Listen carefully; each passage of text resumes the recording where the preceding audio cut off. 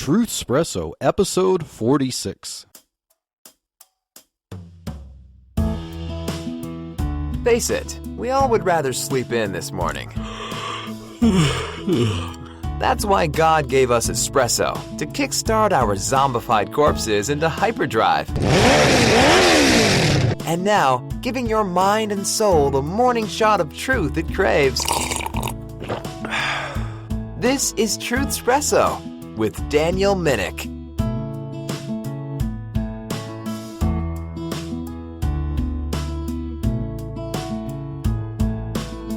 Well, hello and welcome to Truthspresso. This is your host, Daniel Minnick, and this is Monday, the day after Mother's Day Sunday, and so I decided to take a break from our series on economics and remember and recognize the greatness of mothers that God has gifted to us and given to the world, the wonderful gift of motherhood. I would especially like to thank and recognize my own mother, who through thick and thin, through very difficult situations during my childhood, from birth complications and through various health issues, through issues of very difficult times of poverty, finance. My mom has always been one to work hard and to keep me on the straight and narrow, and so much of what I am today is a result of the hard work and persistence and care and nurturing of my mother. So Mom, I would like to thank you very much for all that you have done for me. I want to honor you in that. I also would like to recognize my own wife, who, through a lot of difficulties regarding medical issues with our own children, has persisted and fought through things, and I with her. And I would like to thank my wife for always loving me and caring for our children, working very hard as a mother and as a nurse. And I would like to say that without her as a husband and a father, I do not know where I would be. And so I know she doesn't always recognize how wonderful she is, but I'm going to let her know. So, honey, darling, sweetheart, the love of my life, I'd like to thank you and recognize you and honor you for Mother's Day 2020. And of course, I'd like to honor my grandmother, who was a mother to my mother, and I know that things were not very easy during the time when she was a mother, raising my mother as a child in the South, in Florida. There were a lot of issues going on at that time, political issues and difficult issues in our nation, and they did not have the easiest life, but my grandmother stuck through that, and she has definitely been a very sweet lady through her entire life, sweet to me and my wife and Mom, and to her other grandchildren and my children, who are her great-grandchildren. So, Grandma, thank you for all you have done. You are definitely honored this Mother's Day. And so I would like to thank all the mothers out there that God has given us, and know that you are loved, and know that you should be loved. You deserve to be loved as you follow in God's design for motherhood, and as you desire to nurture and care for your children. Sometimes you are not recognized enough for that. And so for this episode, we'd like to get into 3 different examples of mothers in the Bible. For Mother's Day, I want to look at some mothers in the Bible and how they provided us an example for which to follow, examples from their lives which we can observe and copy and mimic and take to heart. And I hope that these particular mothers in the Bible will give the mothers in our lives some hope and some encouragement and some role models So the first mother in the Bible that I'd like to get to is Eve, the mother of all progeny. Now you might be asking yourself, Eve? Why would I think of Eve as an example? I mean, Eve, being the first mother in the Bible, became the first mother on very difficult situation. In fact, one of the first things that we know about Eve is when she was deceived by the serpent. Yes, unfortunately, the first mother in the Bible was the one who was deceived and ate the fruit, and she gave to her husband Adam, and he ate. And, we see that example, and we want to deride this first mother in the Bible. But may I encourage you that Eve is not diminished, not looked down upon that much in the Bible. In fact, there are things about Eve that really should be honored and given much more recognition than what we would often think should be given, and especially as we compare Eve to her husband Adam and how much Adam is treated in the Bible. Eve looks a lot more like a saint compared to Adam, and I believe that even in the fall, God gave Eve and God preserved for Eve the blessedness of a mother's heart. And so Genesis 3, verse 20, it says, "And Adam called his wife's name Eve because she was the mother of all living." Now let's note something very particular and interesting about this statement. Nowhere in the Bible is Adam ever called the father of all living, because the title or the description, the mother of all living, seems to be kind of an honorary title. It's a title that bestows a lot of honor, but yet Adam is never called the father of all living. Much of what is said of Adam in the Bible that we can observe after the fall is rather negative.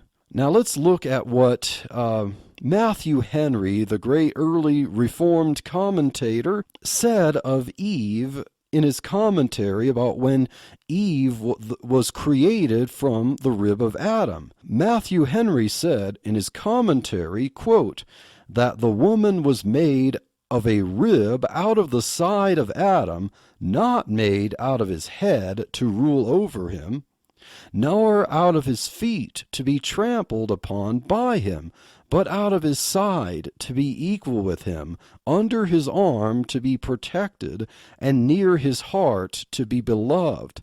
And so Eve was created to be beloved by Adam, and this wasn't beloved conditionally upon not disobeying the commandment of God, but to be beloved by being taken from the rib of Adam. Eve being from the man, from the rib of man, he is given her to love her in any situation. And let's note this, although Eve was deceived by the serpent, Adam was not deceived. This is not to knock on Eve. This is, in fact, to knock on Adam. Adam had the direct command of God, had the very words of God spoken audibly by God to him. We have no evidence in the Bible that God spoke directly to Eve until after the fall, in the judgment in the garden. But Adam knew better, but yet Adam allowed Eve to give him the fruit, and he ate the fruit. And so Eve was deceived. And so we can have a little bit of understanding for Eve's action, because we can look upon that as a failure on the part of Adam to protect his wife Eve and to give her the commandment properly, because she thought that even if she touched it, she would die. And so that was one thing against Adam, that he did not really give Eve the command properly. So Adam had the direct commandment of God, and yet because Adam as the federal head disobeyed, the condemnation is really upon Adam. So Adam, being the federal head of all and passing sin and death upon all, was his doing. Let's look at Romans chapter 5, verses 12 through 14. The Apostle Paul says, "Wherefore, as by one man sin entered into the world, and death by sin, and so death passed upon all men, for that all have sinned. For until the law, sin was in the world, but sin is not imputed when there is no law. Nevertheless, death reigned from Adam to Moses, even over them that had not sinned after the similitude of Adam's transgression, who is the figure of him that was to come," speaking of Jesus. The first expression of faith that we actually have recorded in the Bible after the fall didn't come from Adam. It came from Eve. In Genesis chapter 4 and verse 1, we see, quote, "And Adam knew Eve his wife, and she conceived and bare Cain, and said, I have gotten a man from the Lord," unquote.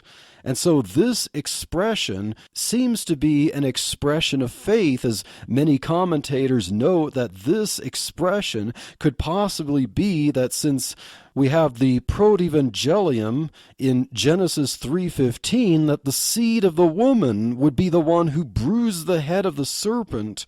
The Messiah would actually come through the seed of the woman. And so this very first expression of faith could be that Eve thought that her first son here was actually the one who would redeem them, the Messiah. Of course, that was not the case. This first son was Cain, who turned out to be a murderer, but this is the first expression of faith in the promises of God, and it came from Eve and not Adam, at least as we have it recorded in the Scriptures.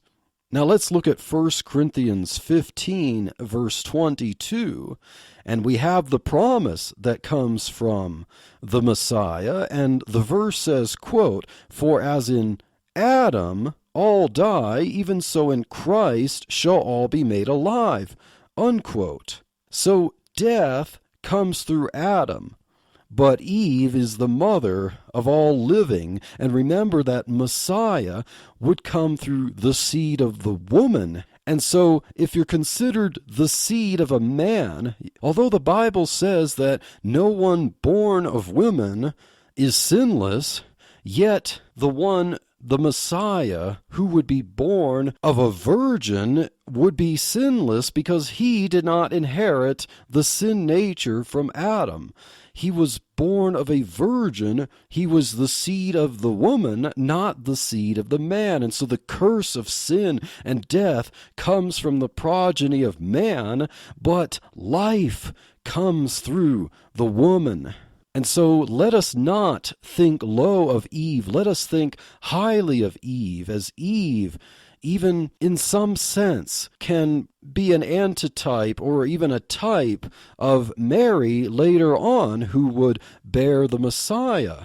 The seed of the woman Mary was the Messiah, and as God said in his curse, that there would be enmity between the serpent, the seed of the serpent, and the seed of the woman, not the man.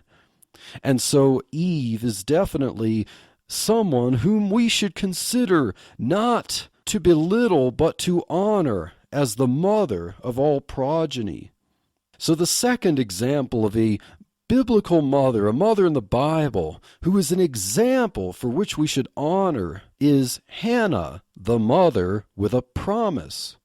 So let's go to 1 Samuel chapter 1 and verse 8. And so we see that there is this man named Elkanah, this patriarch, who had two wives, Peninnah and Hannah. And yet Elkanah loved Hannah more than he did Peninnah. Of course, this shows often the struggles especially in the Old Testament, where you had more than one wife in Israel for a lot of men, and the problems that caused would be favoritism and struggles between the wives. And ultimately, God created one man and one woman. Yes, he allowed multiple wives for men in Israel related to land promise. That's a topic for other episode, but nevertheless, there was this struggle between the two wives of Elkanah, Peninnah and Hannah, whom Elkanah, her husband, favored the most. So 1 Samuel chapter 1 and verse 8, quote,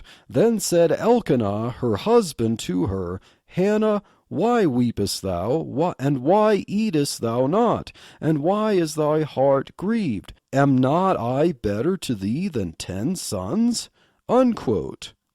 So what was the context of this?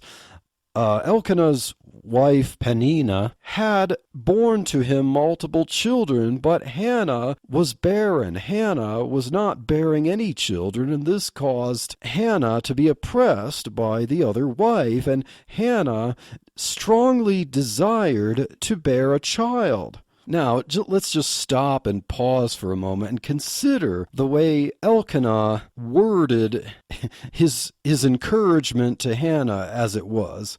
Elkanah spoke kind of like a typical husband to Hannah. He tried to help her, it seems, but he didn't really think through his words.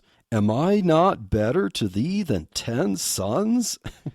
Sorry, that's not what a grieving, infertile wife needs to hear, Elkanah. I'm sure he meant well. I think. It's hard to tell from the context.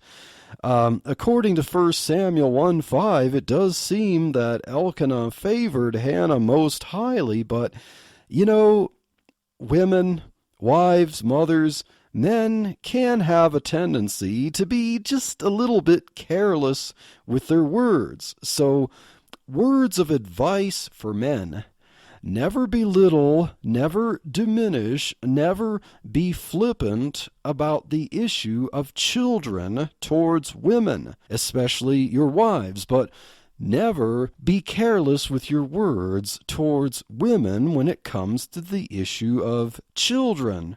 I'm sure Elkanah was trying to comfort Hannah in her distress, in her moment of sorrow, by showing that her barrenness would not affect his favor toward her. Because, as an aside, barrenness in the culture of Israel of this time was often considered judgment from God or a lack of favor from God.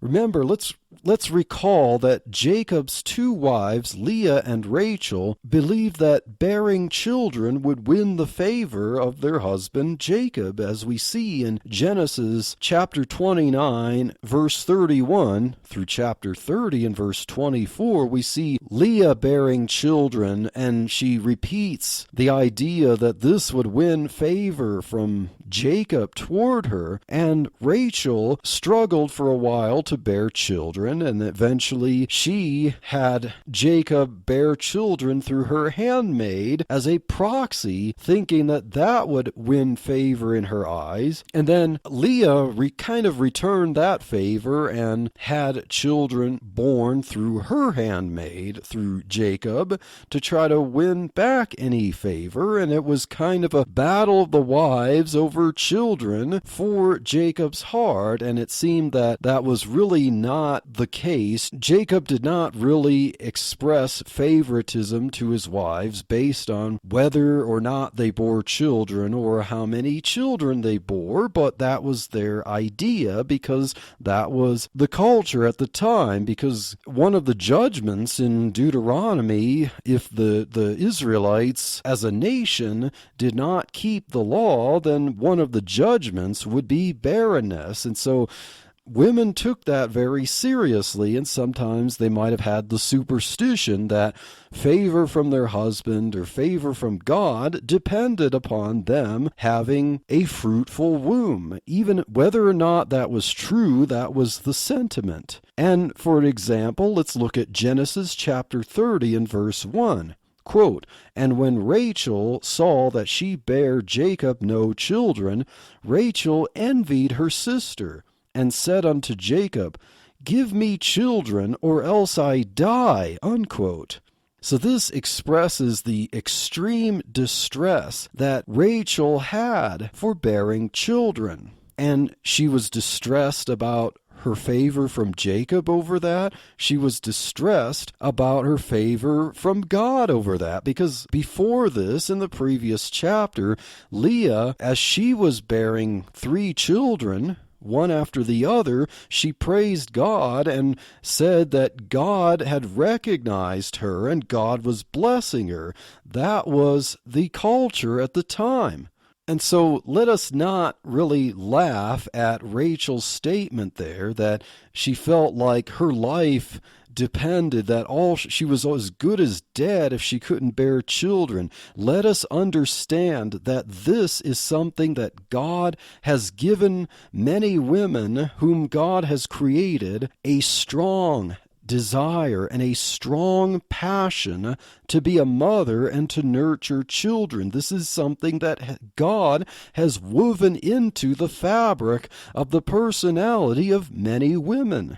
And those of us who are alive on this earth at the time have to thank God for giving women that passion, because if they did not have that passion, many of us would probably not be here. So we need to take this desire and this passion very seriously.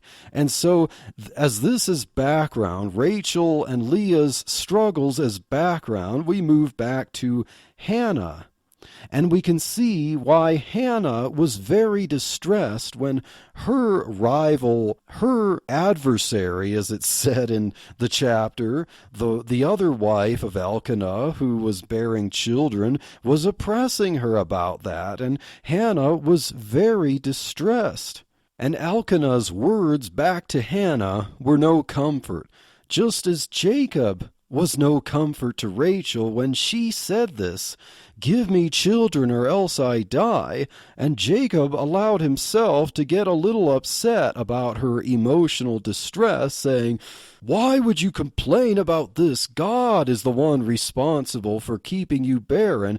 It's not an issue for me. I'm not going to love you less, But, it says that Jacob was angry at her for the way she was acting. And of course, Jacob's words did not help Rachel, and Elkanah's words did not help Hannah. So husbands, dwell with your wife according to knowledge, as Peter says in 1 Peter 3:7. Understand that God gave many women a strong passion for bearing and nurturing children. This is really no laughing matter. This is nothing to dismiss or take lightly. If there is any distress about barrenness, infertility, or a miscarriage, or any kind of loss of a child, you cannot simply dismiss it with words. You cannot solve that or heal it with a quick remark or anything that begins with, well, at least, whatever. You need to be ever tender. Men, you need to be supportive. Husbands, you need to be relentlessly gentle and comforting, because you need to praise God for the strong passion that your wife, your mother, that women have as a gift from God, that passion that they have for children, because it shows that God has given them this intense love that even men sometimes can't wrap their minds around. And so Hannah, in her distress, prayed to God, and the priest Eli even thought she was drunk because of how intently she was praying to God. But what was she praying to God for? Not just to have a child to compete with her rival, not just to have a child, even in her mind to please her husband Elkanah, but she wanted a child so that she can devote him to God. 1 Samuel 1:11 says, quote, "And she vowed a vow and said, O Lord of hosts, if thou wilt indeed look on the affliction of thine handmaid, and remember me, and not forget thine handmaid, but wilt give unto thine handmaid a man-child, then I will give him unto the Lord all the days of his life, and there shall no razor come upon his head, unquote. And so she was willing to give him as a Nazirite and have him take the Nazirite vow, and really, even as a mother, she wanted God to give her a child, and she would give him back to service to God, even if it meant that as a very young child, she would give him over to serve as a Levite in the temple and not really get to see him very much. He would be raised partially by the temple, by the priests in the temple. And so this is a kind of love that, many men really cannot understand, but we can only thank God for it. And so Hannah is an example of a mother with a promise. So number one, Eve, the mother of all progeny. Number two example, Hannah, the mother with a promise. She desired children for a good cause, to serve God, as we see her praise in 1 Samuel 1, verses 27 through 28. For this child I prayed, and the Lord hath given me my petition, which I asked of him. Therefore also I have lent him to the Lord. As long as he liveth, he shall be lent to the Lord. And he worshipped the Lord there, unquote. Number two, Hannah, the mother with a promise. And now finally, number three, Jochebed, the mother with protection. You might remember the story that we see in the unfolding of the Exodus in Exodus chapter 1, that the Pharaoh who knew not Joseph was becoming concerned with the growth of the nation of Israel, the slaves, the Hebrew slaves in Egypt, how they were growing in number, and he did not want to give up his slaves who would build for him pyramids and temples and work in the fields to provide food for the king of Egypt and his household. And so he came up with this elaborate plot, and it seems all too familiar because we could compare what the king of Egypt, the Pharaoh, said about killing the male children among the Hebrews. We can compare this with King Herod during the time when Jesus was a baby, that Herod ordered all the young baby boys slaughtered because he feared that his throne was in jeopardy if someone should rise as the promised Messiah and rule over Israel. These men with power who did not want to lose their power over people because it gave them an easy and lavish life. And so the Pharaoh, the king of Egypt, ordered that the midwives who, as they're giving birth to a child of the Hebrews, that once the child comes out, if it's a male, they were to report it. They were to ensure that this male was killed. But in Exodus 1:17, it says, "But the midwives feared God and did not as the king of Egypt commanded them, but saved the men children alive."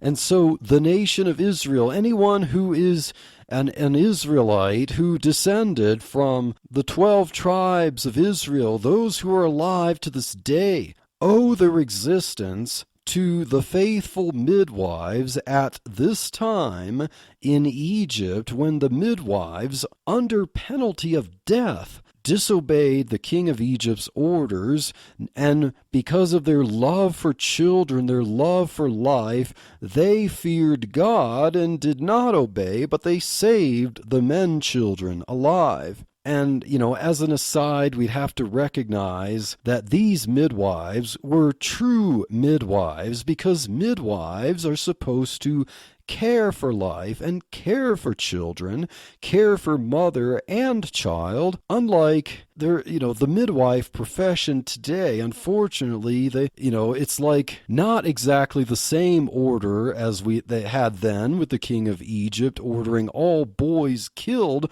but there's still this order that if someone does not want a child to live, that the midwives are somehow supposed to favor this and birth a child out of one side of their care and terminate a life out of the other side. And this is all supposed to be wrapped up in the package of care.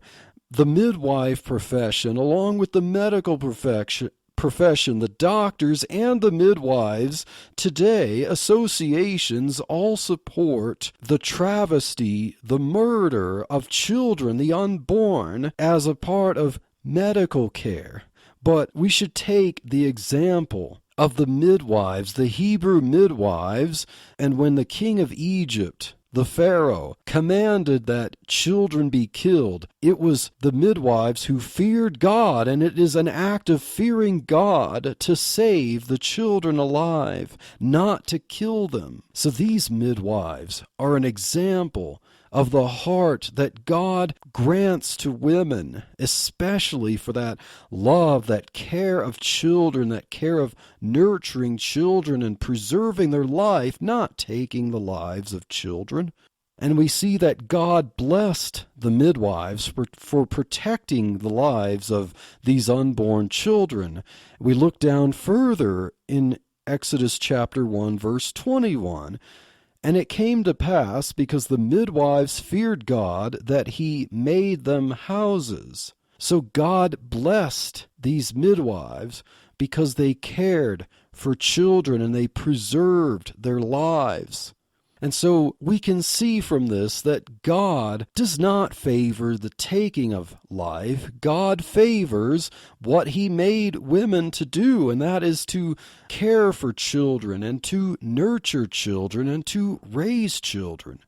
Now, I know this point is about Jochebed, and we haven't gotten to Jochebed yet in this example number 3, but it is kind of fitting because this is the same situation. The midwives, the Hebrew midwives, saved the lives of the baby boys despite Pharaoh's order, and now we see Jochebed, who is Moses' mother.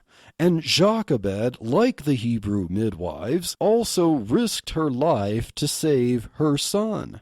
So in Exodus chapter 2, and verses 1 through 3, we read, And there went a man of the house of Levi, and took to wife a daughter of Levi, and the woman conceived and bare a son. And when she saw him that he was a goodly child, she hid him 3 months.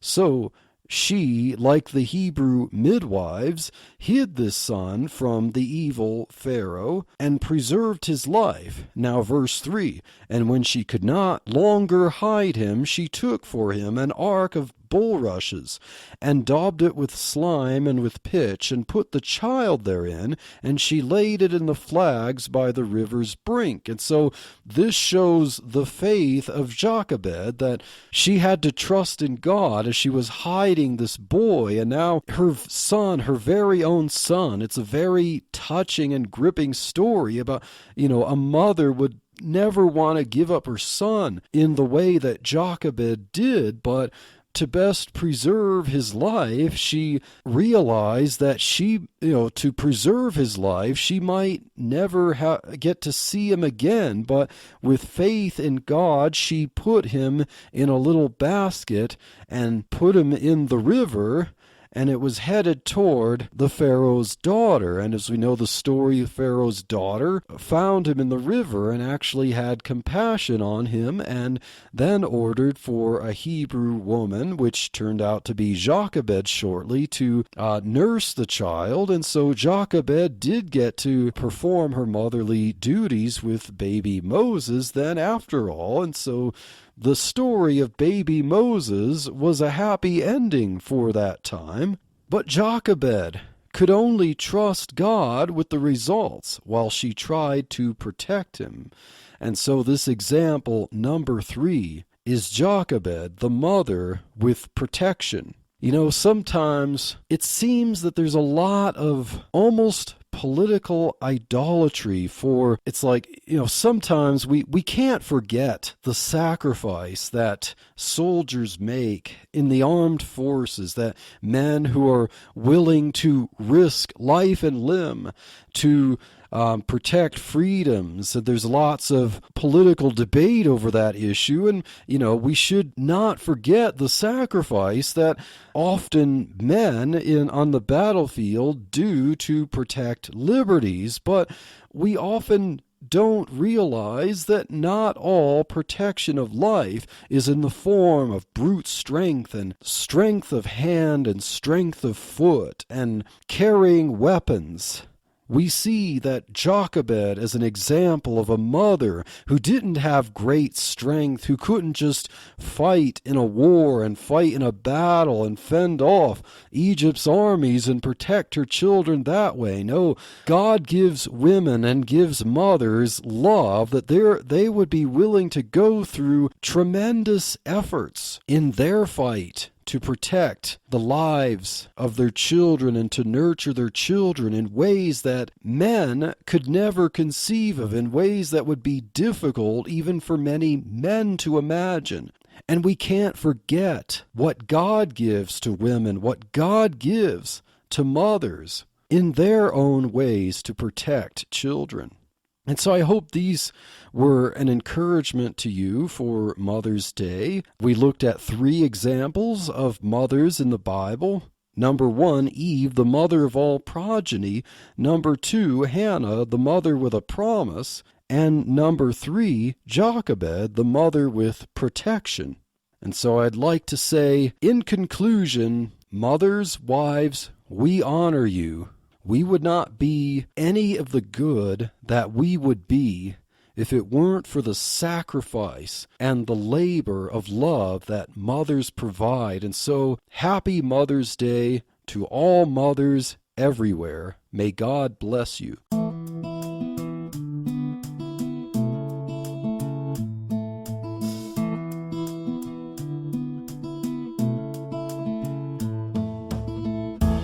Thank you for waking up with Truthspresso.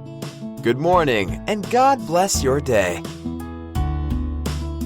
Hey friends, Daniel Minnick here again. If you liked waking up to this episode of Truthspresso, I would really appreciate it if you would rate it on Apple Podcasts, Stitcher, or whatever application you use to listen to Truthspresso.